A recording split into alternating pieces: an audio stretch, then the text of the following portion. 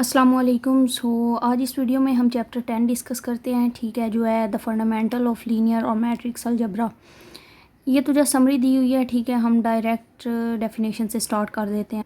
सबसे पहले मैट्रिक्स को डिफ़ाइन किया हुआ है कि मैट्रिक्स होता क्या है। ये basically rectangular array of number होता है, पैरामीटर और वेरिएबल, ठीक है, कि मींस ब्रैकेट्स होती हैं दो हमारे पास, उनके दरमियान जो भी नंबर्स वगैरह पैरामीटर्स भी हो सकते हैं, वेरिएबल्स भी हो सकते हैं, ठीक है। वेरिएबल इन द सेंस जैसे इकोनॉमिक्स में आप लोग पढ़ते हैं, ठीक है, जैसे एक्सपोर्ट इंपोर्ट, ठीक है, ये सारे वेरिएबल हैं। इनकम, इसके अलावा और जितने भी वेरिएबल्स हैं, ठीक है, वो भी इसमें मतलब मेंशन हो सकते हैं। ज़रूरी नहीं है कि जस्ट नंबर हो 1 2 3 ही हो, बल्कि आपको सम टाइम एक्स वाई या फिर उसके अलावा आई सी, ठीक है, सी फॉर कंजप्शन, ठीक है, तो ये सारी चीज़ें भी इसमें हो सकती हैं।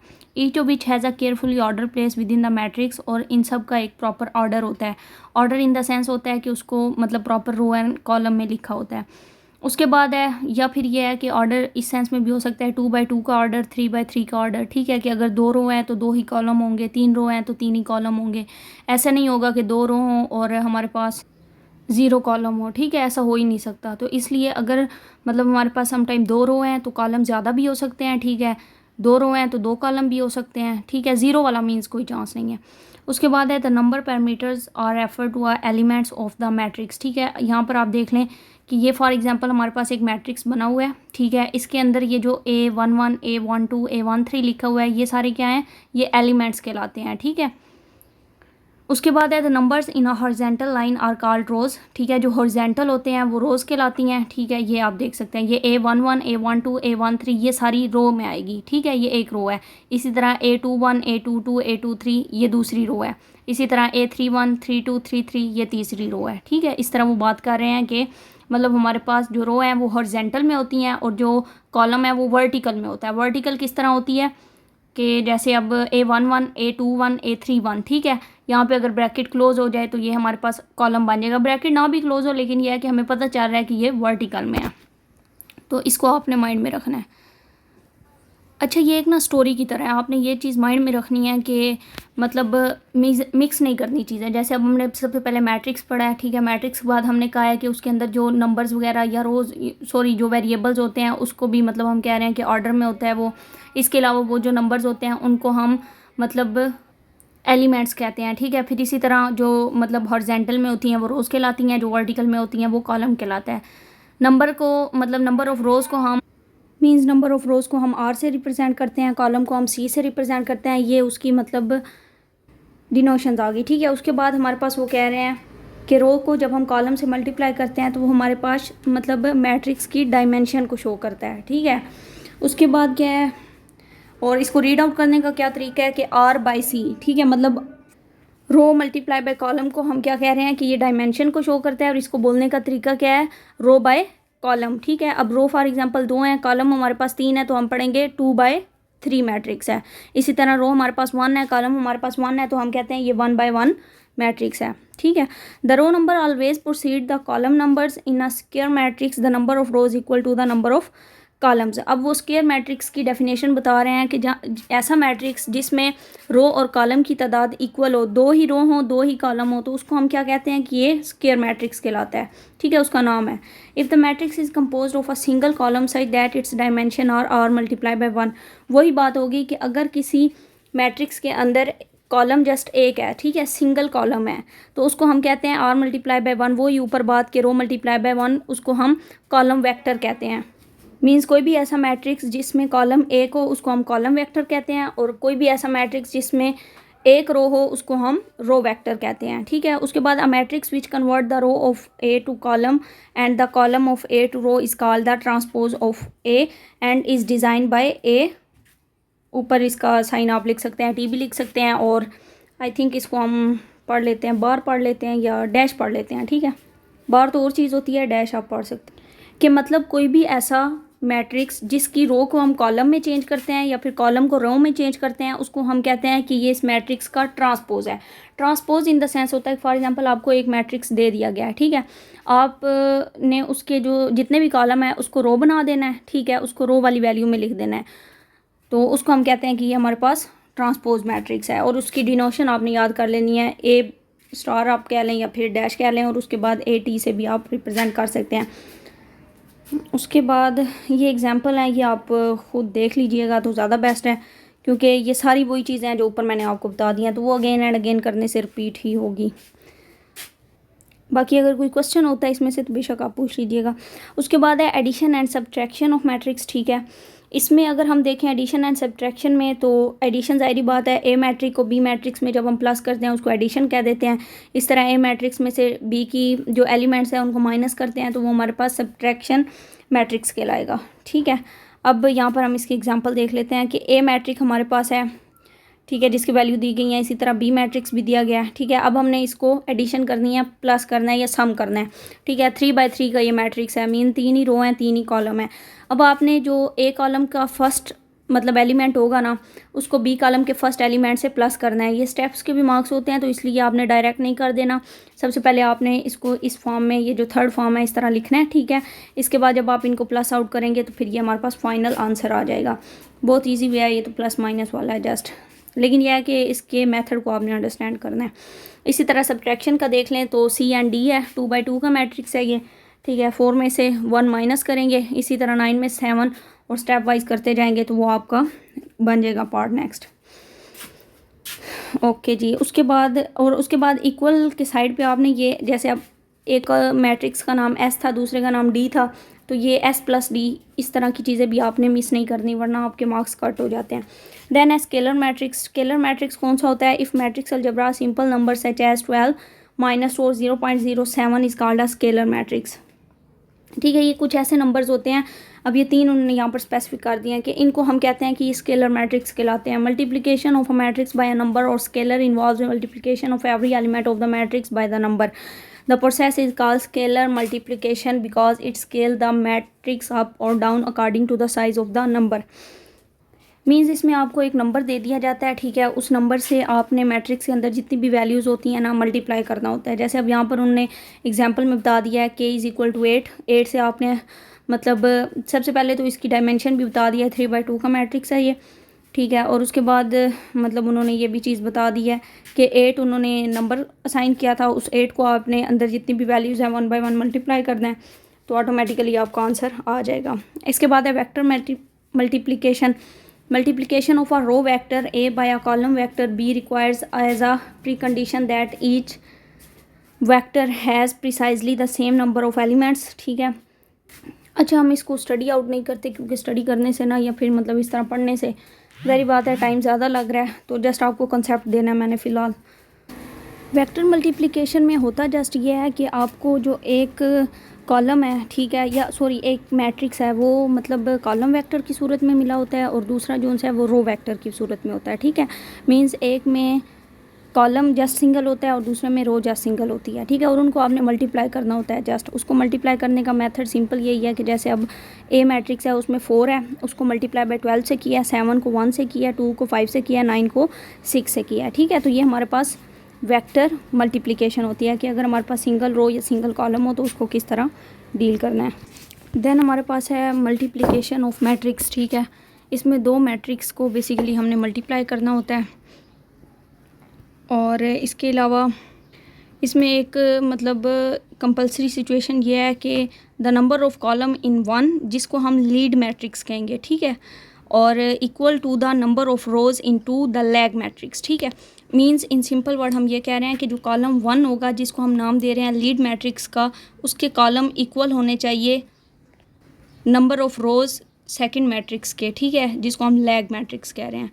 उसके अलावा each row vector in the lead matrix is then multiplied by each column vector of the lag matrix. ठीक है, कि मतलब हम जो पहला मैट्रिक्स होगा हमारे पास, उसके रो वेक्टर को हम मल्टीप्लाई करेंगे कॉलम वेक्टर के साथ। ठीक है, according to the rule for multiplication row and column vector discuss in 10.5। Okay, इसके अलावा जो रो और कॉलम का जो प्रोडक्ट मिलेगा, मीन्स की फाइनल रिजल्ट मिलेंगे, उसको हम कहते हैं इनर प्रोडक्ट्स और डॉट प्रोडक्ट्स। ठीक है, इनके नाम याद रखना वाकई थोड़ा सा होता है कन्फ्यूजन, लेकिन यह है कि अगर आप ट्राई अगेन एंड अगेन करेंगी तो ये आपको अच्छे से याद हो जाएंगे। उसके बाद इसकी हम एग्जांपल देख लेते हैं कि देखिए हमारे पास पहला मैट्रिक्स ए दिया हुआ है, दूसरा बी दिया हुआ है। ठीक है, अब हमने जो मैट्रिक्स ए है, ठीक है, वो हमारे पास देखें 2/3 है, जो सेकंड मैट्रिक्स है वो 3/2 है। ठीक है, अब हमने क्या करना है, जो मैट्रिक्स हमारे पास अच्छा, उसके बाद हमारे पास ना थर्ड मैट्रिक्स भी है, सी बी, ठीक है, जो अगेन हमारे पास 2/3 मैट्रिक्स है। अब वो कह रहा है कि मैट्रिक्स मल्टीप्लिकेशन के लिए ना मतलब हमें एक चीज़ है वो सबसे पहले चेक करनी पड़ती है। उसको किस तरह हम चेक कर सकते, इसकी सबसे लास्ट वाली लाइन बस इंपॉर्टेंट है, आप उसको देख लें कि अगर हमारे पास if the two numbers are equal, ठीक है, एट द एंड आपको पता चलेगा वो दो नंबर कौन से हैं। The number of column in the lead matrix will equal to the number of rows in the lag matrix, then it will be multiplication. ठीक है, कि अगर हमारे पास number of column lead matrix के number of rows lag matrix की, ठीक है, उसके इक्वल होगा तो हम इसको मल्टीप्लाई कर सकते हैं। अब यहाँ पर देखें हमारे पास सबसे पहला कॉलम उन्होंने क्या बताया था 2/3 का है, यहाँ पे उन्होंने 2/3 लिया है, इज़ इक्वल टू हमारे पास जो सेकंड है वो है 3/2 का। ठीक है, अब उन दोनों ने इसको इक्वल लिखा है। ठीक है, अब जाहिर बात है यहाँ पर आप चेक कर लें कि हमारे पास मतलब 2 को ना भी देखें तो ये जो सर्कल आ रहा है ना इसको देख लें, 3 और 3 इक्वल है ना हमारे पास। ठीक है, ए एंड बी कॉलम के, मतलब ए कॉलम ये वाला और बी कॉलम के ये, क्योंकि इनका सबसे पहले तो हमने मतलब ऑर्डर बनाया ना, पहला 2/3 है, दूसरा 3/2 है, उसको हमने इक्वल लिखा है। ठीक है, अगर तो दरमियान वाले इक्वल आ जाते हैं तो मीन्स मल्टीप्लिकेशन अप्लाई करेगी। ठीक हो गया, अब हम इसको ए और बी को मल्टीप्लाई कर सकते हैं, मीन्स इन सिंपल वर्ड वो ये कहना चाह रहे हैं। और उन्होंने ये भी बता दिया है कि जो प्रोडक्ट मैट्रिक्स मतलब जो हमें फाइनल आंसर मिलेगा इसका वो 2/2 मैट्रिक्स का होगा। ठीक है, मीन्स दरमियान वाली चीज़ इक्वल होनी चाहिए और जो साइडों पे है, ठीक है, वो आपका मतलब फाइनल प्रोडक्ट निकलेगा। उसके बाद when two matrix such as A and B are comfortable for multiplication, product A B is said to be defined. ठीक है, तो हमारे पास जो मतलब ए और बी का प्रोडक्ट निकलेगा उसको हम कह रहे हैं कि वो डिफाइंड कहलाएगा। ठीक है, उसके बाद अब हमने ए और बी का तो चेक कर लिया, अब हमने बी और सी का चेक करना है। ठीक है, बी और सी का हमारे पास क्या है, बी एंड सी। ठीक है, तो हमारे पास बी का जो ऑर्डर है वो 3/2 है और उसके अलावा जो सी का ऑर्डर है वो 2/3 है। ठीक है, तो इसको लिखा है तो मीन्स ये भी हमारे पास मल्टीप्लिकेशन हो सकती है। ठीक है, क्योंकि इनके भी सेम ही मतलब वो चीज़ें आ गई हैं जो हमने रूल रखे हुए हैं। सही है, उसके बाद नेक्स्ट हमारे पास है the number of call the product B C is defined, B C will be 3/3 matrix, और जो बी और सी का फाइनल रिजल्ट आएगा वो 3/3 मैट्रिक्स होगा। ठीक है, इसके अलावा अब हमने ए और सी का देख लेते हैं, ए और सी। अब ए का क्या ऑर्डर है 2/3 और सी का क्या ऑर्डर है 2/3। अब हम इनको इक्वल लिखते हैं, तो क्या देखें 3 और 2 इक्वल आया, नहीं आया। ठीक है, मीन्स ये डिफाइंड ही नहीं है, ये मल्टीप्लाई हो ही नहीं सकते। ठीक है, तो ये सबसे मतलब इम्पोर्टेंट चीज़ है मल्टीप्लिकेशन में। सबसे पहले आपने ये चीज़ें देखनी है कि इधर ये चीज़ मल्टीप्लाई हो भी सकती है या नहीं हो सकती। ठीक है, तो देन आपने फर्दर जाना है। बाकी ये एक एग्जांपल दी हुई है मल्टीप्लाई की, तो मल्टीप्लिकेशन इतनी मुश्किल नहीं है, इसको आप देख लीजिएगा, इस एग्जांपल को भी समझ आ जाएगी। सेम वैसे ही है जैसे ऊपर हम डिस्कस करते आए हैं। ओके जी, उसके बाद commutative associative distributive law in a matrix algebra. ठीक है, इसके कुछ लॉ दिए हुए हैं कि अगर ए प्लस बी है तो वो इक्वल होगा बी प्लस ए के। ठीक है, आपने सबसे पहले ए मैट्रिक्स है हमारे पास, बी मैट्रिक्स है, इन दोनों को प्लस कर लेना है, उसका जो आंसर आएगा, फिर हमने बी प्लस ए कर लेना है, उसका जो आंसर आएगा वो इक्वल होंगे। अगर वो इक्वल हैं तो वो कहते हैं कि हमारे पास लॉ ओके है।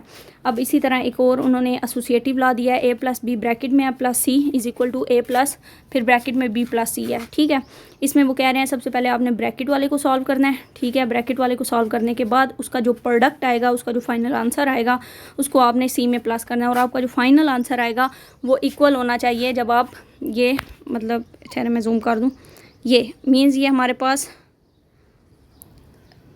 लेफ़्ट हैंड साइड है, ये इक्वल आनी चाहिए हमारे पास इस राइट हैंड साइड के। ठीक है, तो ये चीज़ आपने अब देखनी है। इतना मैथ वैसे मुझे लगता है कि आपने ज़रूर पढ़ा होगा, तो ये क्लियर हो जाना चाहिए। उसके बाद ये अगेन आगे स्केलर मैट्रिक्स का एक उन्होंने कम्यूटेटिव बता दिया। ठीक है, कि के ए इज़ इक्वल टू ए के जो भी आपको वैल्यू दी गई होगी उसको आपने ए के साथ मल्टीप्लाई करना है, या उसका जो आंसर आएगा वो फिर आपने ए को के के साथ मल्टीप्लाई करना है, उसके इक्वल आना चाहिए, तो डेफिनेटली इक्वल ही आएगा। इस तरह मल्टीप्लिकेशन का दिया हुआ है। ठीक है, ये देखने में बड़े आसान लग रहे होंगे, लेकिन जब इसका न्यूमेरिकल आप करेंगे ना तो वो थोड़ा टाइम टेकिंग लेंथी होता है और बड़े केयरफुली, एक वैल्यू भी अगर कहीं से गड़बड़ होती है तो आपका क्वेश्चन रॉन्ग हो सकता है। उसके बाद नेक्स्ट हमारे पास कम्यूटेटिव एसोसिएटिव हो गया। डिस्ट्रीब्यूटिव लॉ है, एक्स वाई फिर ब्रैकेट ऐसे ही है, मीन्स एक मैट्रिक एक्स दिया होगा एक वाई दिया होगा, उनको मल्टीप्लाई करना है, उसका जो आंसर आएगा उसको फिर आपने जी मैट्रिक्स के साथ मल्टीप्लाई कर देना है। ठीक है, फिर ये चीज़ आपकी इक्वल आनी चाहिए, जो आपका राइट हैंड साइड पे एक्स ब्रैकेट वाई और जी दिया हुआ है। ठीक है, उसके इक्वल आनी चाहिए। अगर वैसे मैंने ये मतलब प्रॉपरली चैनल पे अपलोड करनी होती वीडियो, या फिर उसके अलावा इस पे मुझे काफ़ी स्टूडेंट्स ने बोला होता, तो यकीनन ज़रूर इसको डेप्थ में जाके हम डिस्कस करते हैं इसके न्यूमेरिकल। लेकिन क्योंकि अभी जस्ट मतलब एक दफ़ा कंसेप्ट क्लियर करने थे, तो इसलिए इसको फ़िलहाल इतना ही कर रहे हैं हम। ओके जी। उसके बाद आइडेंटिटी नल मैट्रिक्स होता है। आइडेंटिटी मैट्रिक्स को आई से रिप्रेजेंट करते हैं, ठीक है। उसके बाद इसमें ये होता है कि आपके पास जो मैट्रिक्स होता है ना, उसमें हर जगह 1 ही मेरे ख्याल में लिखा होता है, ठीक है। नहीं, प्रिंसिपल डायगोनल, ठीक है, left to right side and 0 everywhere. Identity matrix वो होता है जिसके जो प्रिंसिपल डायगोनल है ना, यहाँ पे मैं आपको दिखा दूँ, ये देखें, ये प्रिंसिपल डायगोनल इसको हम बोलते हैं, जहाँ से 1 1 जहाँ पर लिखा हुआ है left to right down turn, ठीक है। यहाँ पर जो हमारी वैल्यूज़ आएंगी वो 1 1 आएंगी, इसके इर्द गिर्द जितनी होंगी वो 0 आएंगी, तो इसको हम कहते हैं ये आइडेंटिटी मैट्रिक्स है हमारे पास। उसके बाद हमारे पास यहाँ पर आप देख लें, ठीक है, समटाइम आपको वो कुछ मतलब 2 दे सकते हैं मैट्रिक्स और कहते हैं इसका आइडेंटिटी मैट्रिक्स फाइनल करें, ठीक है। तो आपका रिज़ल्ट आइडेंटिटी मैट्रिक्स की सूरत में ही आना चाहिए, मतलब आपका 1 1 आना चाहिए प्रिंसिपल डायगोनल वाली जगह पे, और बाकी जगह 0 आना चाहिए। नल मैट्रिक्स क्या होता है? ऐसा मैट्रिक्स जिसमें मतलब आपकी रो और कॉलम 0 हो जाती हैं, ठीक है। ये एन मैट्रिक्स, ये हमारे पास नल मैट्रिक्स होता है। तो ये चीज़ आपने याद रखना है। एक सिमेट्रिक मैट्रिक्स होता है, वो ए इज़ इक्वल टू ए का ट्रांसपोज होता है। ट्रांसपोज ऑलरेडी हम बात कर चुके हैं कि जब हम रो को कॉलम में या कॉलम को रो में चेंज कर देते हैं तो वो ट्रांसपोज बन जाता है, ठीक है। तो A is equal to transpose matrix, मतलब जो ए मैट्रिक्स है वो हमेशा इक्वल होगा ट्रांसपोज मैट्रिक्स के। आप उसके रो कॉलम चेंज करते हैं तो वो सेम ही रहेंगे। उसके बाद यहाँ पर देखें, अब ए मैट्रिक्स दिया हुआ है, उसको आइडेंटिटी मैट्रिक्स के साथ मल्टीप्लाई कर दिया है, ठीक है। तो इस तरह की सिचुएशन वो दे सकते हैं।